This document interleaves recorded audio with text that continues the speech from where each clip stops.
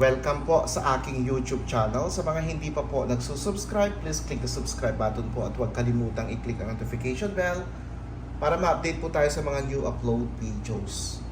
Ayan, today po ay magluluto po tayo ng pampahaba po ng buhay. Ang ating pansit sutanghon with canton. Ayan po ang ating mga sangkap. Siyempre po, andyan po ang ating sutanghon. Andyan po ang ating pansit canton.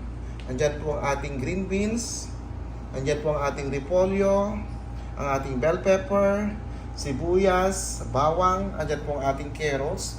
Mayroon din po tayong manok. Nandyan po ang ating oyster sauce. Ang ating soy sauce. Garlic powder. Andyan po ang ating black pepper. Ang ating oil. At syempre po andyan po ang ating lemon. Yan po ang ating mga sangkap sa ating lulutuing pansit sutanghon with canton. Ayan, una ko pong ginigisa ang ating manok. Ayan, nagkukulay-kulay na po. Ginigisa ko lang po ang ating manok. Ayan, kung may time ka po, pwede mo siyang himay-himayin. Pero sa akin, for personal consumption lang naman po, okay na yan. Ayan.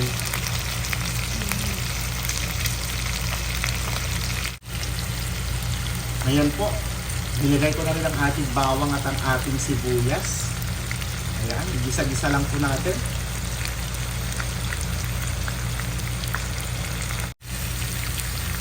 Ayan po. Pinalo ko na rin po ang ating carrots. Ayan. Inigisa ko na po ang ating manok, bawang, sibuyas at ang ating carrots po. Ayan po. Lalagyan ko na rin po siya ng black pepper at saka garlic powder po. Ayan.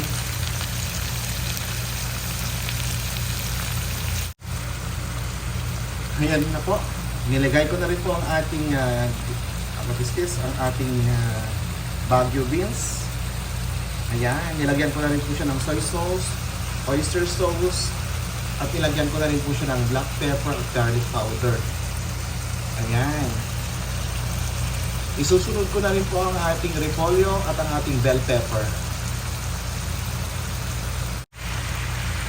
At yan na po, nilagay ko na rin ang ating repolyo. Ayan. Gisa-gisa lang natin. Ayan.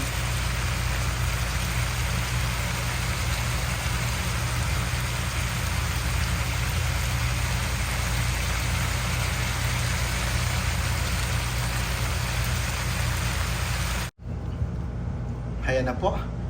Nakaready na ang ating pansahog sa ating pansit. Ayan.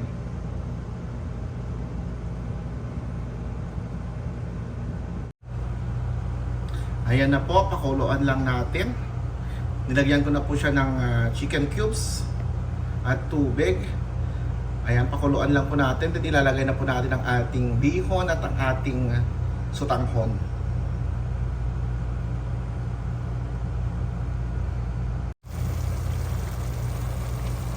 At yun na po, nilagay ko na ang ating pansit sutanghon. Isunod ko na po ang ating pansit canton.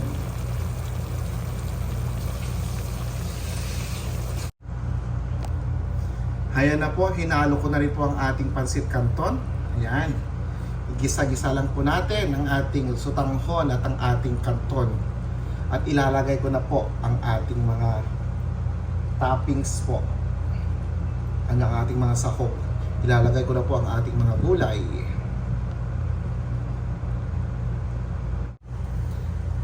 At yan na po ang ating pansit sutanghon with canton. Ayan po. Hinalo ko na po ang ating mga gulay. Ayan, igisa-gisa lang ulit natin po. Paghalu-haluin natin.